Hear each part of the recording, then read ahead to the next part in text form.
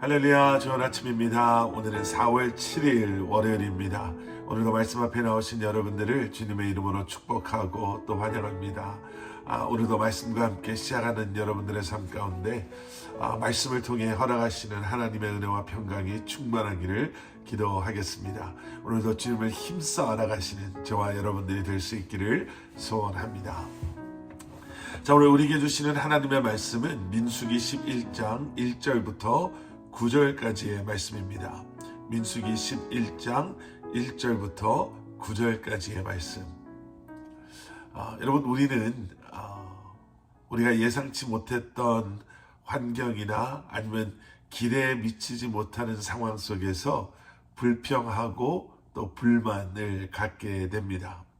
어떻게 보면 불평과 불만은 그렇게 대수롭지 않은 것처럼 그냥 그러한 상황 속에서 자연스럽게 드러나는 우리의 반응처럼 느껴질 때가 있고, 또 그렇게 우리는 생각하고 쉽게 불평하고 불만하고 또 그렇게 넘어갑니다. 그런데 여러분, 이 불평이라는 것은요, 사실 다른 많은 우리의 내면의 감정과 또 내면의 컨디션과 연결되어져 있다라고 합니다. 우리가 불평한다라고 하는 것은 그냥 내가 불편해서 아니면 기대에 미치지 못한 결과 때문에 표현되어지는 감정처럼 생각되어질 때가 있는데요. 그래서 그렇게 불평하는 게 크게 잘못된 것인가 라고 생각할 수도 있겠지만, 문제는 불평이나 불만은 그것이 전부가 아니다라는 것입니다. 불평의 시작이 만족하지 못함에서 시작된다고 해요. 내가 만족하지 못하니까, 그래서 불만이라고도 하지 않습니까? 그런데 이 만족하지 못한다라고 하는 것은요, 결국에는 내가 가지고 있는 잘못된 기대, 아니면 내가 가지고 있는 잘못된 관점에서부터 시작이 된다고 합니다. 오늘 본문 말씀은 이스라엘 백성들의 불만과 함께 시작이 됩니다. 본문 1절 말씀, 그때 백성들이 불평하는 소리가 여호와의 귀에 들렸습니다. 여호와께서 그 말을 들으시고는 진노하셨습니다. 그러자 여호와의 불이 그들 가운데 타올라서 진의 바깥쪽을 태웠습니다. 자, 이스라엘이 불평을 합니다. 그리고 하나님께서는 진노하십니다. 아니, 불평 정도 가지고 이렇게까지 하실 필요가 있을까? 불평의 결과치고는 너무나 심한 것이 아닌가라고 생각할 수 있겠지만, 말씀드린 것처럼 불평은 그저 불평으로 끝나는 것이 아니라 결국에는 불신앙과 연결되어져 있기 때문에 그렇습니다.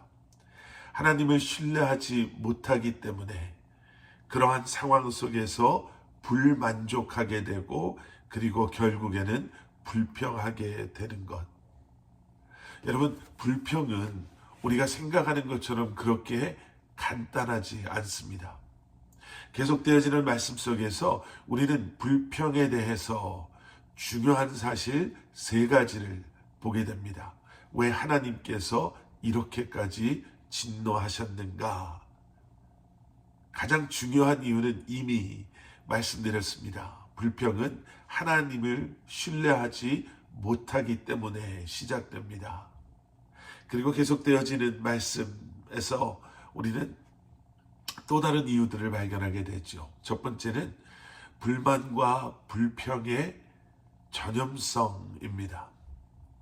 오늘 본문 4절 말씀, 이스라엘 가운데 섞여 살던 사람들이 다른 음식을 요구하기 시작했습니다.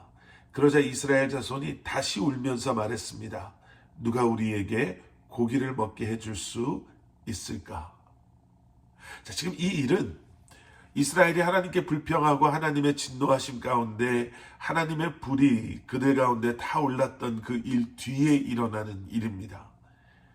백성들이 모세에게 울부짖고 모세가 하나님께 기도함으로 그 불이 꺼졌고, 그리고 그곳을 다베라라고 부르게 된 것. 다베라라는 말은 불이 그들 가운데 타올랐다라는 의미가 그러니까 그들은 불평의 결과가 이렇게 무섭다라는 것을 그들이 직접 경험하고, 그리고 이 사실을 그들로 하여금 기억나게 할 다베라라고 그곳의 이름을 바꿔 부르기까지 했는데, 그들과 함께 있었던 이방 사람들이 음식에 대한 욕심과 탐욕 속에 불평하기 시작하자 그들도 불평하기 시작했다라는 거죠. 우리에게 누가 고기를 먹게 해줄 것인가? 너무나도 말도 안 되는 이유로 그들은 다시 불평하기 시작합니다. 여러분, 불평이 그렇습니다. 전염성이 강해요.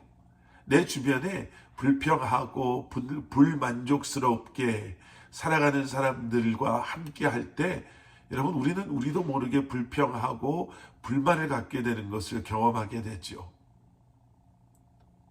하나님은 그래서 불평과 불만을 싫어하십니다. 또 두 번째는요, 불평과 불만은 계속해서 우리를 비교하게 하고, 또 비교의 결과가 불평과 불만이기 때문에 그렇습니다. 먹는 것에 대한 불평을 시작한 이스라엘 사람들이, 여러분, 이런 이야기를 해요. 5절 말씀.